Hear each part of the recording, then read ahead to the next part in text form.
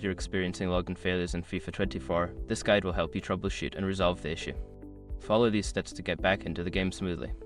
Step 1. Check server status. Visit the official FIFA website or social media channels to check if the servers are down for maintenance or experiencing issues. If the servers are down, you will need to wait until they are back online. Step 2. Verify your internet connection. Ensure that your internet connection is stable. You can do this by testing your connection on other devices or running a speed test. If your connection is weak, try resetting your router or connecting via a wired connection. Step 3. Update the game. Make sure that FIFA 24 is updated to the latest version. Check your gaming platform store for any available updates and install them. An outdated game can lead to login issues. Step 4. Clear cache.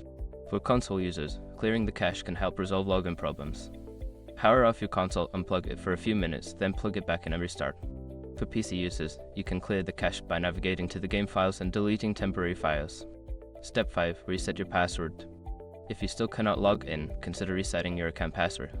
Go to the login screen, select the option to reset your password, and follow the instructions sent to your registered email.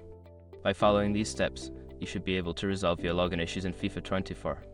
If problems persist, consider reaching out to EA support for further assistance.